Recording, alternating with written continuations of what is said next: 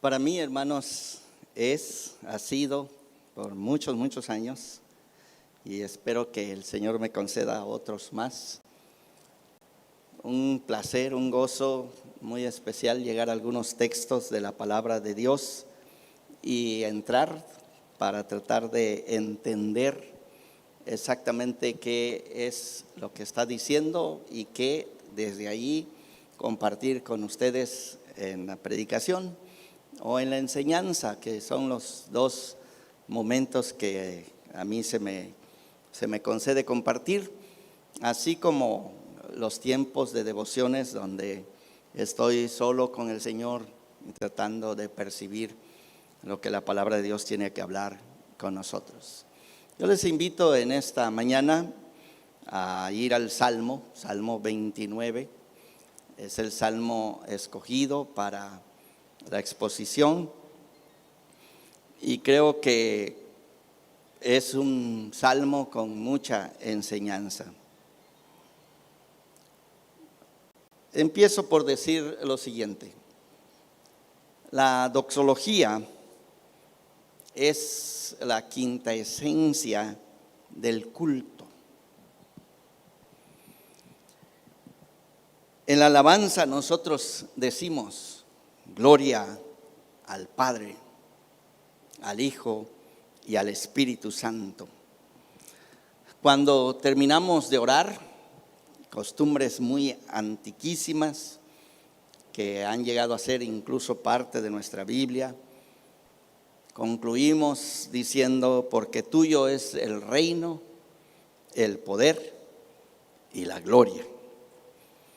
El Salmo 29 es una forma del Antiguo Testamento de esta última oración o doxología: el reino, el poder y la gloria. Son temas del Salmo 29. Y yo quisiera invitarlos a que con la lectura, con la exposición, podamos entrar un poco al pensamiento, porque es una magnífica expresión este salmo de la doxología, y creo que es un texto maravilloso para la exposición de lo que es la esencia de lo que estamos haciendo aquí, que es adorar a nuestro Dios. Se ha convertido una tendencia o costumbre entre los que comentan este salmo, pero en algún punto nosotros debemos de tener cuidado, no sea que apuntándonos a que veamos algo, perdamos la esencia del salmo, ¿sí? Que nos quedemos mirando la tormenta, los relámpagos, escuchar el rayo, escuchar el viento que está soplando, y nos olvidemos que todos estos elementos están apuntando al Dios de la tormenta, al Dios que se está manifestando aquí. Y entonces creo yo que en el sermón, en la predicación, es el lugar correcto para llamársenos la atención. Hay una conexión entre la gloria de Dios y la tormenta, que de alguna manera el evento natural, fenómeno natural, nos invita a nosotros en todo tiempo a levantar nuestra vista mucho más arriba. Y en este sentido, la doxología llega a ser como un medio de gracia y la respuesta a la necesidad humana, que es la necesidad suya y la necesidad mía de venir delante de Dios para que Él, como termina este salmo, nos dé su bendición y nos dé de su paz.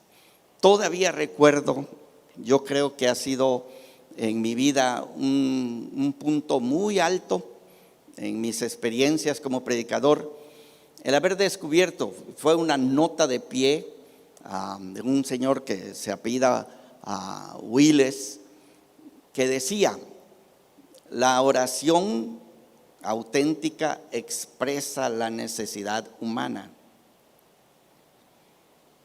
La oración auténtica expresa la necesidad humana.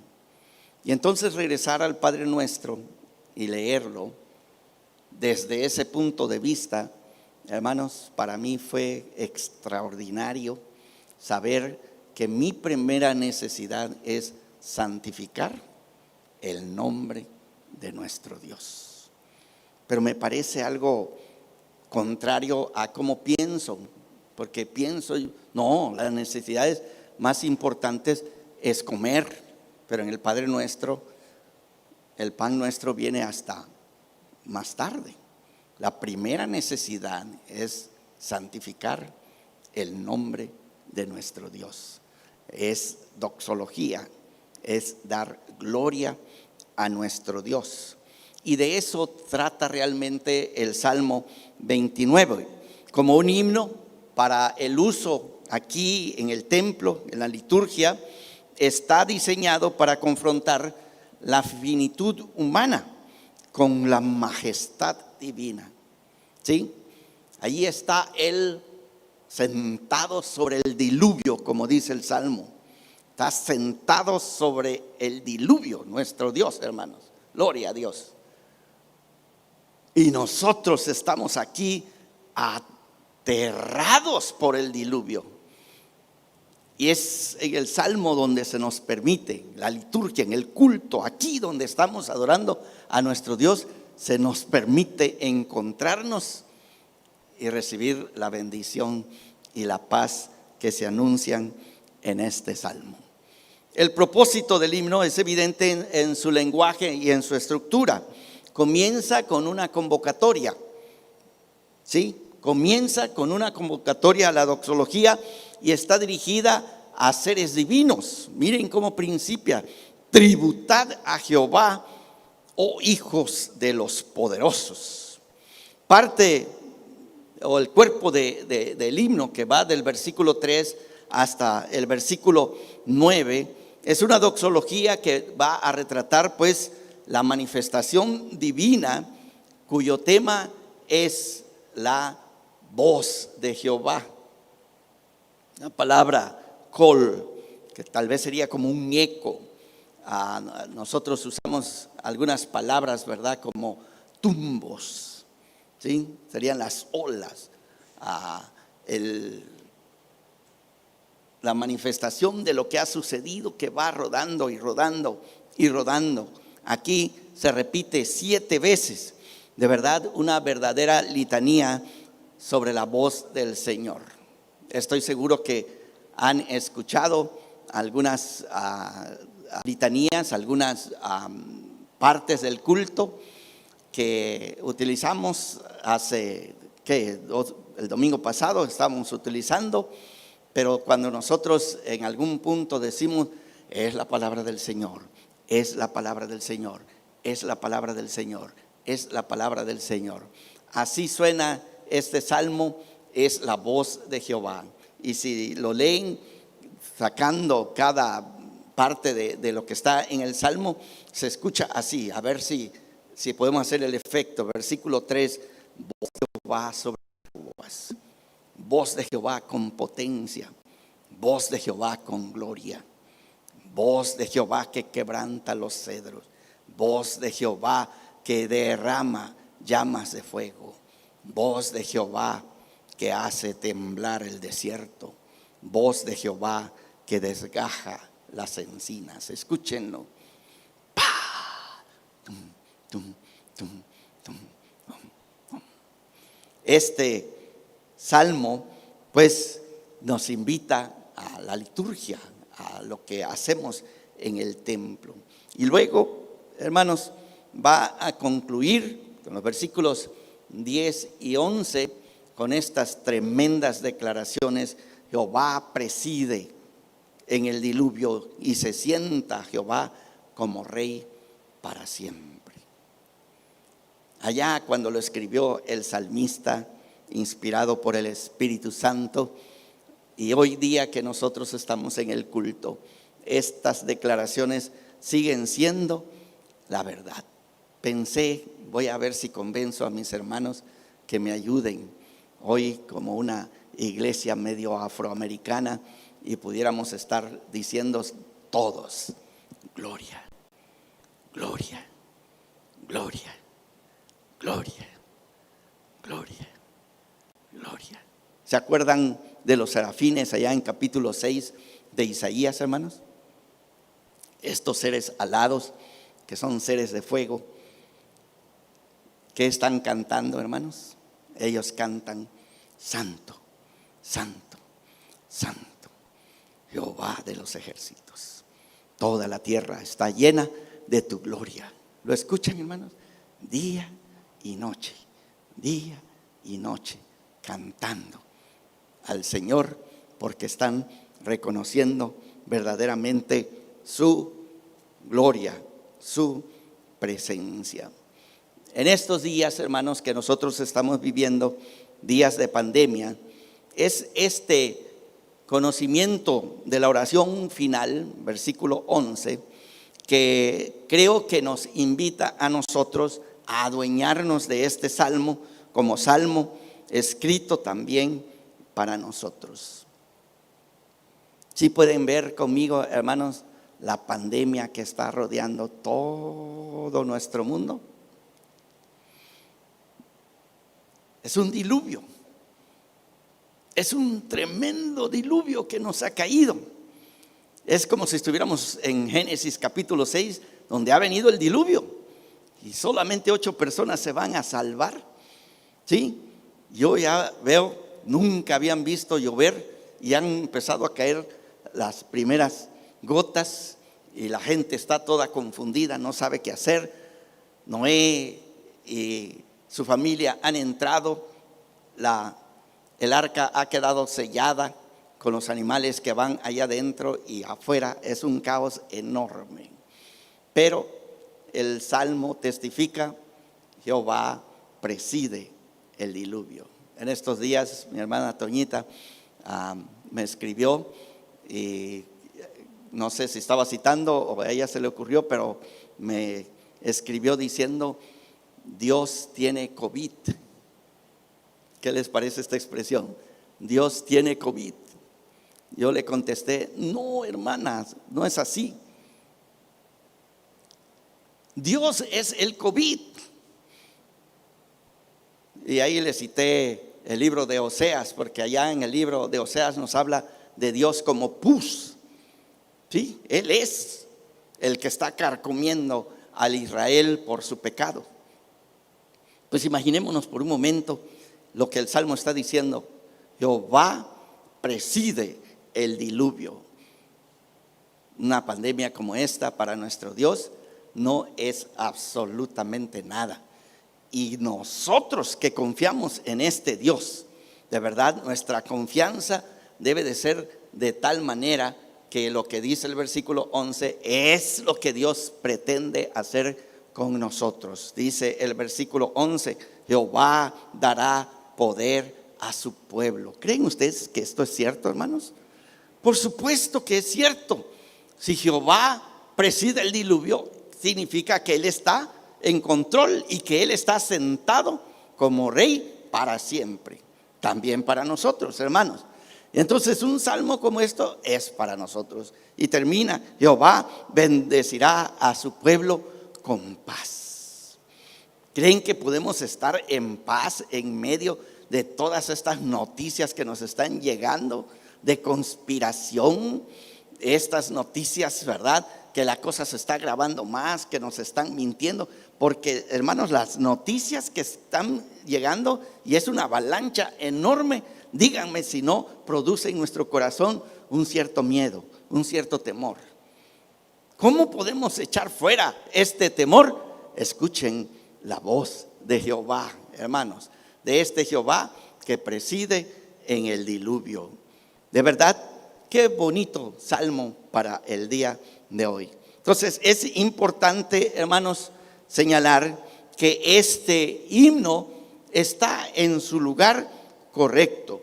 No es para señalarnos a nosotros la exhibición meteorológica.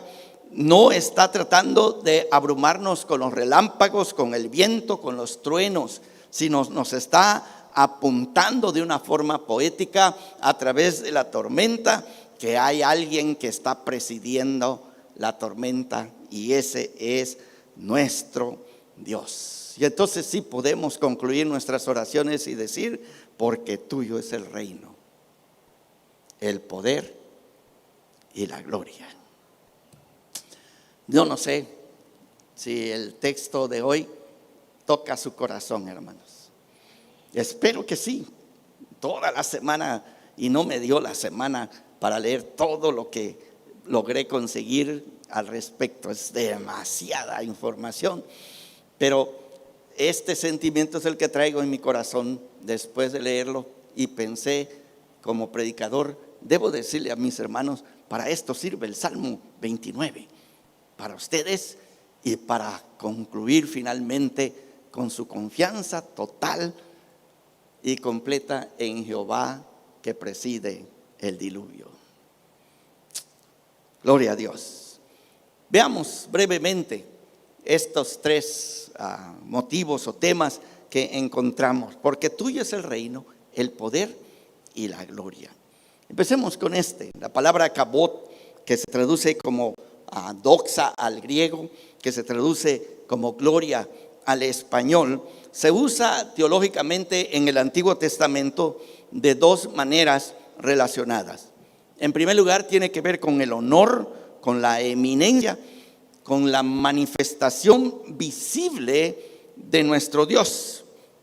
Hay otro concepto que entre los rabinos va a surgir, que probablemente ustedes lo han escuchado: Shekinah o Shekinah, como lo pronuncien. Sería cuando Dios se aparece, todo mundo sabe que está ahí presente. La creación reacciona, hermanos. Los montes tiemblan, se derriten delante de nuestro Dios. Las rocas se parten por la mitad, porque intuitivamente saben que ha llegado el Creador. Y esta expresión exige de parte de nosotros una cierta conducta que dé honra y gloria y alabanza a nuestro Dios.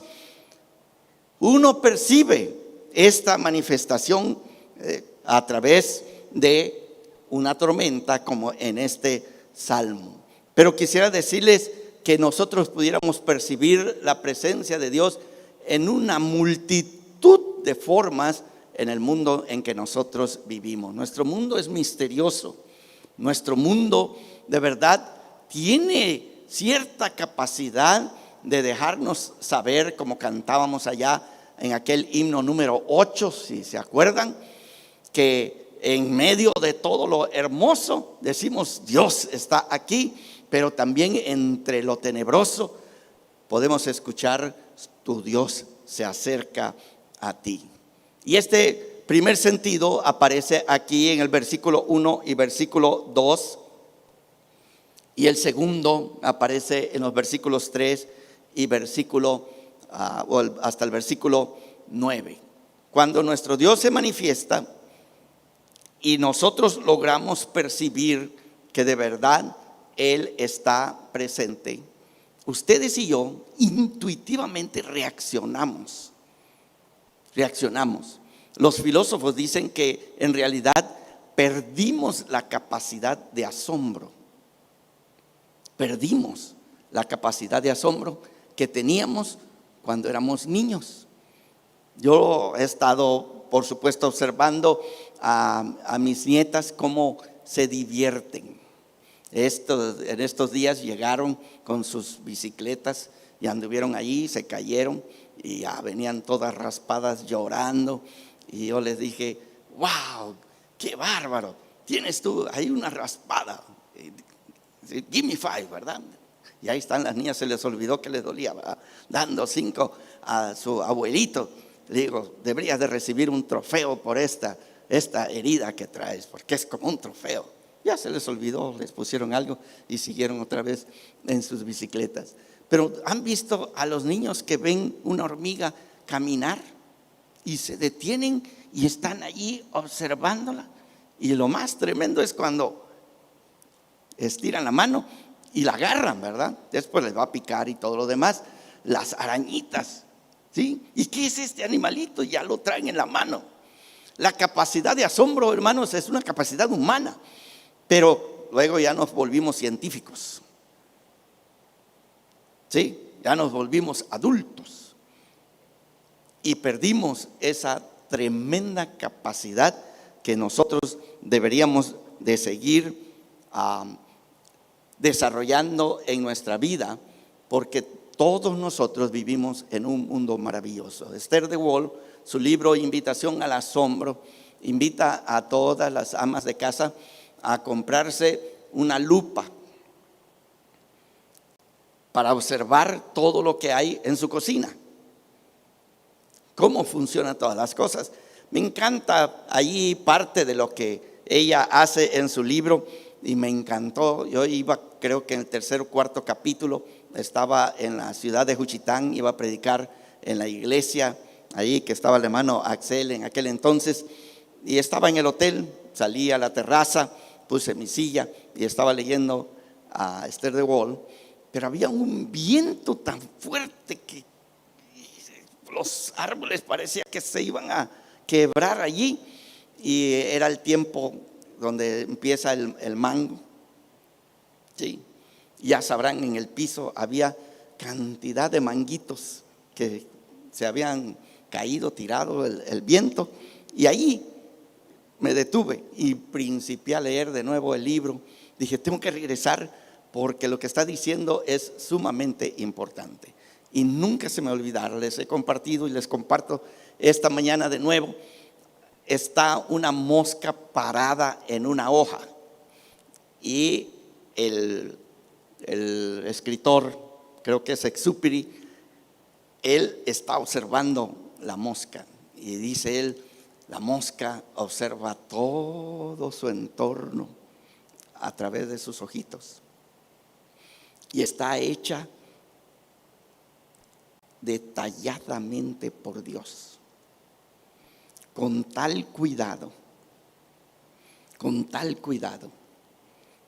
con el que también nos hizo a cada uno de nosotros, que no faltó ningún ojito, ningún diente, ninguna oreja, ningún dedito, todo completito. Estaba, mientras leía, pensando, no tengo ya esa capacidad, necesito volver y desarrollar para observar el mundo en que yo vivo, porque cuando logro observar, allá adentro instintivamente va a surgir gloria, gloria, gloria, gloria, gloria al Creador que nos hizo a cada uno de nosotros. Y deberíamos de entrar por sus puertas. Bueno, ya no es allí, ¿verdad? Es aquí.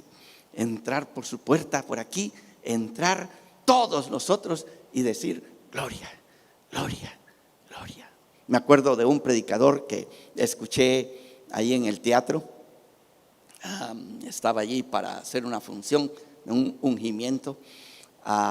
Y recuerdo escuchar a este predicador y me decía allí, ¿verdad?, que observa a la gente que llega a la iglesia. Fíjate que algunos de los que están en la iglesia están así. ¿Sí los han visto o no? Si no los han visto es porque ustedes eran los que estaban así, ¿verdad? Están cantando, los cantantes están tratando de ayudarnos a que entremos a la adoración y usted y yo estamos así, ¿verdad? Mirando, quiero terminar este culto. Pero me gustó lo que dijo el predicador, es que a estas personas nunca han tenido la oportunidad de ver una maravilla de Dios.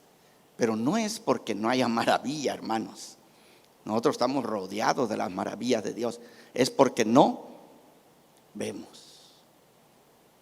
No vemos.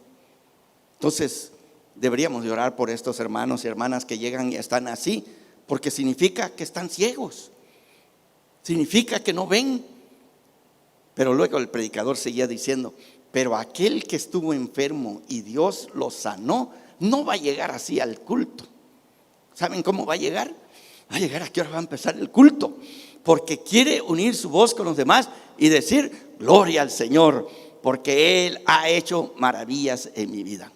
Pues insisto, usted y yo vivimos en un mundo donde hay tantas maravillas que deberíamos de venir domingo tras domingo tras domingo, hermanos, llenos de este sentimiento, como estos que están adorando allí al que está sentado en el trono, y decir: gloria, gloria, gloria, gloria al Señor, porque de verdad es grande y maravilloso. Sí, hermanos, ese es nuestro Dios. Y el Salmo está invitando, escúchenlo: tributad a Jehová, oh hijos de los poderosos, dad a Jehová la gloria y el poder, dad a Jehová la gloria debida a su nombre, adorad a Jehová en la hermosura de la santidad.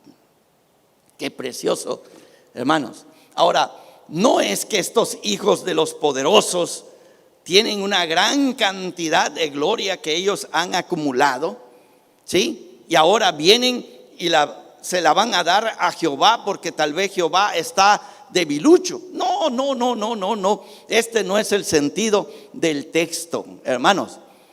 El tributar y el dar la gloria a Dios no es que nosotros tenemos algo que darle a nuestro Dios. Es al revés, hermanos. Nuestro Dios es glorioso en sí mismo. No necesita la gloria de ninguno de nosotros. Pero nosotros lo vemos y reaccionamos como debemos de reaccionar. Sí, vemos su gloria y nosotros, como que si fuéramos un eco, respondemos: gloria, gloria, gloria al Creador del universo. Gloria a Dios, hermanos. Porque así es la descripción de este salmo, y es a lo que usted y yo deberíamos de aspirar, que nuestro ser por completo, de verdad glorifique a nuestro Creador. Había un muchacho allá en el seminario que un día me dijo: Freddy, yo no quiero ir al cielo. Le digo: ¿cómo que no quieres ir al cielo? No, porque fíjate que el otro día estaba pensando, cuando lleguemos al cielo nos van a vestir de monjes, nos van a poner una capa ahí, ¿verdad? Una túnica, nos van a vestir de monjes, y ahí vamos a estar todo el tiempo adorando al que está ahí en el trono. Después de 100 años yo creo que voy a estar aburrido. ¿Qué les parece? Tal vez usted piensa así. Hermanos, no es así. Entre más cerca estás al trono de Dios, más te vas a dar cuenta que tu única respuesta es: gloria, gloria, gloria, gloria al que está sentado en el trono. Ahora, el Nuevo Testamento va a añadir a otra persona, ¿verdad? Capítulo 5 va a decir: al que está sentado en el trono. ¿Y quién? Y al Cordero. Y bueno, esa es una historia para más adelante. Pero el segundo, hermanos, tema sería el motivo o el tema de la voz del Señor. En este himno y los contextos similares, la frase significa un sonido articulado que comunica la asombrosa majestad y poder del Señor. El sonido se va a correlacionar con el trueno. Sin duda era el ruido más fuerte que se escuchaba entre los antiguos, y creo que fue un buen escogimiento hablar del trueno como la voz de Dios. Pero no se habla de la voz del Señor como idéntica al trueno y como la sola característica de una tormenta junto con el viento y los relámpagos. No, hermanos, esta voz que truena, que suena aquí, esta tormenta eléctrica que se está describiendo, pues se va moviendo y principia entre las muchas aguas, dice el Salmo, y se va moviendo hasta que llega a la costa. A mí me gustan las descripciones. Para esta ocasión probablemente sería muy dificultoso tratar de explicar que tenemos un movimiento geográfico muy específico. La expresión las muchas aguas son las aguas del Mediterráneo, y allí truena Jehová y empieza a moverse, llega a la costa, y hay una tremenda pared como la que construyó Trump, ¿verdad? Una tremenda pared, y son los cedros del Líbano. En la mitología antigua se creía que los dioses se protegían detrás de los cedros del Líbano, pero Jehová en su voz viene y arremete contra aquellos cedros, y pobrecitos, son árboles enormes, hermanos, pero a la voz de Jehová saltan como búfalos. ¿Sí los pueden ver? Viene la voz de Jehová y pega en la costa, y esto que supuestamente era el obstáculo, el muro de defensa de estos dioses, no, saltan como palomitas, pobrecitos los cedros, porque Jehová ha llegado. Y luego tiene el siguiente obstáculo, que sería el desierto, pero Jehová llega hasta el desierto en su voz y hace que el desierto esté pariendo, ¿sí? Pura arena, pero ahora que ha llegado la voz de Jehová, empiezan a nacer. Ya puedo ver el desierto todo floreado, porque Jehová ha hablado. En otras palabras, lo que toda esta expresión que tenemos aquí está tratando de decirnos es que cuando Jehová quiere dar poder a su pueblo, cuando Jehová quiere bendecir a su pueblo, no hay obstáculo que lo pueda detener. No hay, hermanos, absolutamente no hay nada que lo pueda detener para que Él logre su propósito. Y nosotros queremos oír que Jehová nos va a bendecir, ¿verdad, hermanos? Jehová nos va a bendecir, pero nosotros decimos, pero estamos en pandemia. ¿Y cuál es el problema? Jehová te va a bendecir, no importa cómo estemos, en las circunstancias en que estemos. No, esa es la lección de Jehová conduciendo a su pueblo después de que lo sacó de Egipto y llevarlo a la tierra prometida, hermanos, por todo el desierto. Y aunque ellos se rebelaron, 40 años los sostuvo nuestro Dios en aquel desierto. En otras palabras, lo que el Salmo está diciéndonos a nosotros, no hay nada que lo pueda detener. Porque tuyo es el reino, el poder y la gloria. Así decimos en nuestra doxología. Veamos este primer tema que tiene que ver con el reinado. Toda la manifestación divina que tenemos en el Salmo introduce a esta visión, que tendríamos que utilizar este término, es mitopoética, ¿sí? Es una visión mitopoética del Antiguo Testamento, una visión formada por el pensamiento religioso de aquel tiempo, donde no había ángeles. Todavía no sabían que existían los ángeles.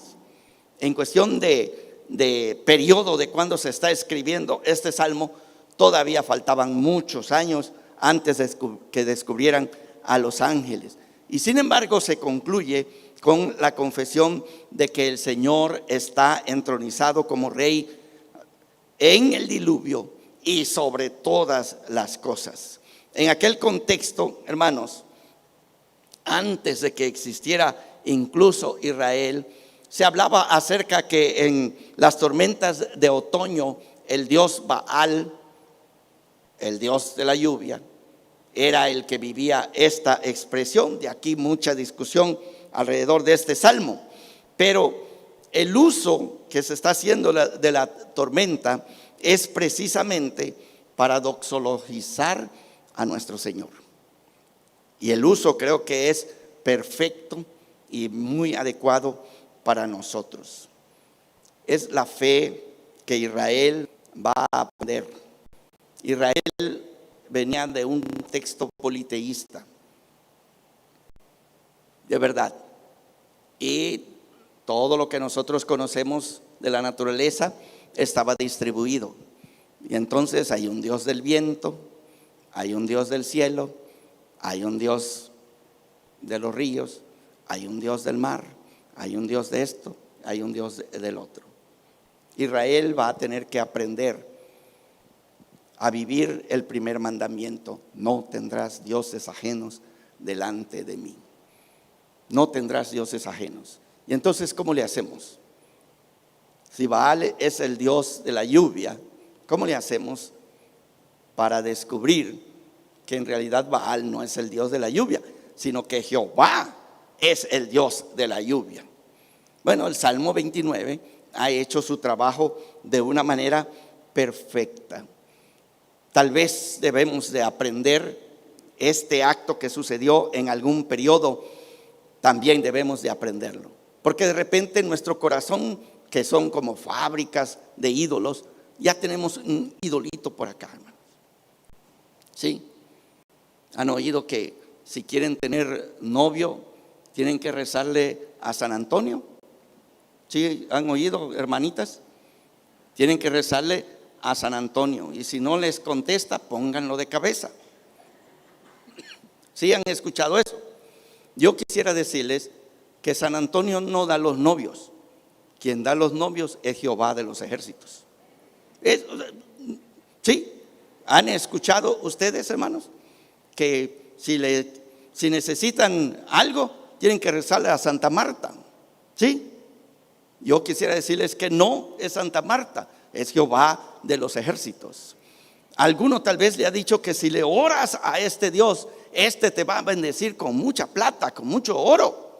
Yo quisiera decirles que no hay Dios aparte de Jehová de los ejércitos, quien es dueño de toda la plata y todo el oro en el universo. ¿Sí? Bueno, ir quitando todas las fuerzas a todos los dioses que nosotros de repente estamos creando es lo que está sucediendo aquí y la lección que tenemos que tener. ¿Sí? Usted quiere bendición, yo quisiera decirle, órele a Jehová de los ejércitos. Él es el único que puede bendecirnos. Usted necesita paz, tiene que orar a Jehová de los ejércitos. Él es el único que puede darnos paz. Necesitas perdón, ora a Jehová de los ejércitos. Él es el único que puede perdonar todos tus pecados. Lo que está sucediendo en este salmo es extraordinario, de verdad, extraordinario, y tiene mucho que enseñarnos, pues, como texto bíblico, como canon. Tiene que enseñarnos mucho sobre qué hacemos aquí en la iglesia, en la liturgia, y tiene que enseñarnos mucho sobre cómo podemos nosotros reflexionar sobre la palabra de Dios. Y déjeme decirle estos puntos para concluir en esta mañana. Es de mucha importancia que nosotros tengamos alguna experiencia doxológica que conduzca a nuestra vida. No es hasta que tú tienes una experiencia de Dios que te va a producir esta reacción. No adoramos nada más porque sí. Tenemos el instinto para adorar, pero cuando nos encontramos con nuestro Dios, entonces empezamos este viaje de adorar a Dios. ¿Dónde está esa gloria que nos transformaría a nosotros? Muchos de nosotros necesitamos convertirnos, de verdad, convertirnos para volvernos adoradores de este Dios que se nos está presentando aquí. Algunos de nosotros hemos tenido experiencias, por ejemplo, de vergüenza.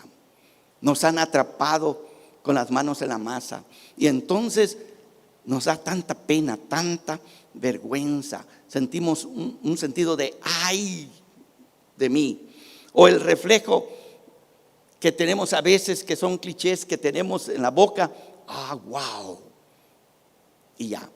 Escuchaba uno de mis profesores en el seminario de una experiencia de un viaje que hicieron. Fueron a ver un jardín de flores, llevaron a todos los estudiantes y cuando regresaron tenían que pues testificar qué fue lo que vieron, qué fue lo que les gustó.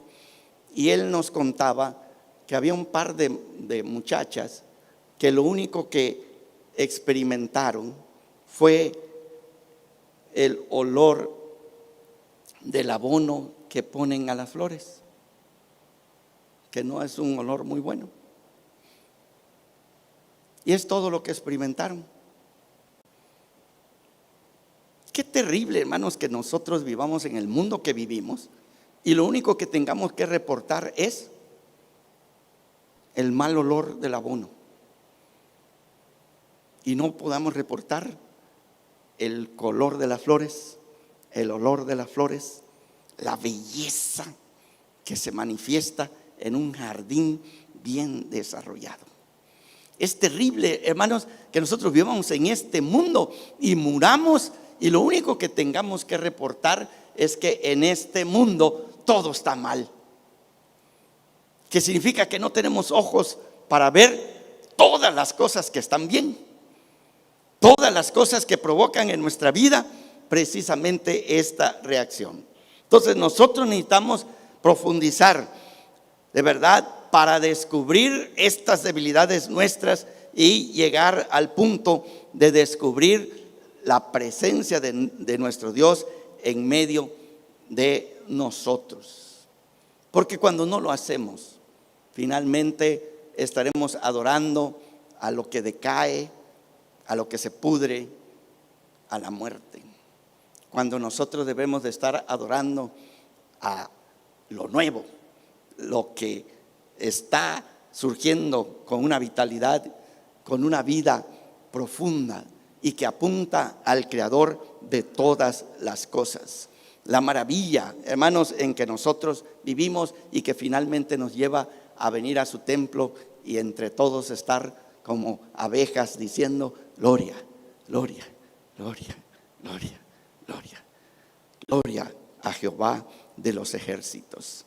Nosotros, segundo lugar, tenemos que entrar al tema de la doxología. Y el Salmo 29 es el único texto del Antiguo Testamento en que se nos expresa de una manera extensa y directa que la gloria de Dios se manifiesta en los fenómenos naturales. En la cultura religiosa de la época de Israel, los barrios estaban demasiado cerca a los dioses como pensaban ellos. La confusión era posible. Podían confundir, como allá en Éxodo 32 al 34, le ponen un becerro de oro a Israel y dice: Él es Jehová que nos sacó de la tierra de Egipto. Qué confusión, hermanos, qué confusión. Y que nosotros de repente estemos diciendo: Él fue el que me sanó. Porque así somos, ¿verdad? Decimos: Él me sanó. No es cierto, es Dios el que nos sanó a través de esa persona. Pero nos confundimos. Israel se confundía, nosotros nos confundíamos. Salmo 29 nos invita a que en la experiencia que nosotros tenemos seamos cuidadosos a distinguir los medios de la fuente final. En el Nuevo Testamento ustedes van a escuchar a personajes muy importantes, empezando con la celebración del día de hoy. Está la gran línea de pecadores que van a ser bautizados por Juan, pero entre ellos va uno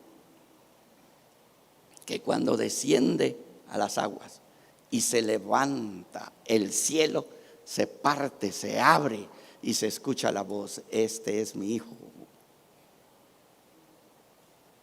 hijo amado, en quien tengo complacencia. Y qué precioso, la tormenta, Salmo 29, la calma del Jordán. El movimiento hacia el templo del Salmo 29, el movimiento al Hijo de Dios que se nos está manifestando entre nosotros. Y el Nuevo Testamento tiene oportunidad de reflexionar. Juan va a hablar acerca de la gloria. Sí, aquel verbo se hizo carne y habitó entre nosotros y vimos su gloria, gloria como del unigénito del Padre, lleno de gracia y de verdad. Pero ustedes van a escuchar al apóstol San Pablo, porque San Pablo va a descubrir la manifestación de la gloria de nuestro Dios en la cruz del Calvario. Allí está la gloria de Dios, y no cualquier gloria, una que los poderosos no lograron discernir, pero que para nosotros los que creemos es el fundamento de nuestra fe. Salmo 29, hermanos, se ha usado y se seguirá usando para celebrar en este día del bautismo de nuestro Señor. Y la elección, por supuesto, es una interpretación profunda de la ocasión, porque este escenario que nosotros estamos uniendo aquí, las aguas poderosas del Salmo 29 y aquí las del Jordán, todas apuntan: este es mi Hijo, este es mi Hijo.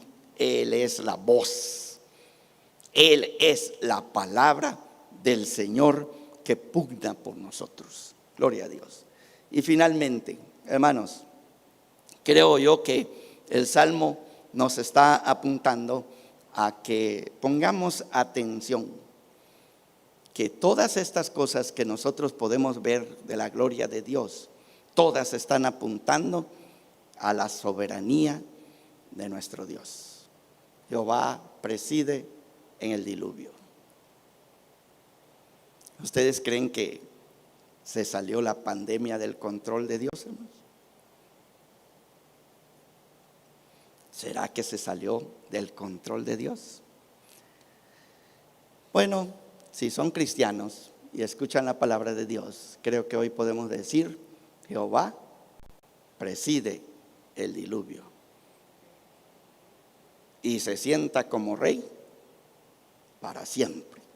En otras palabras, Él es soberano.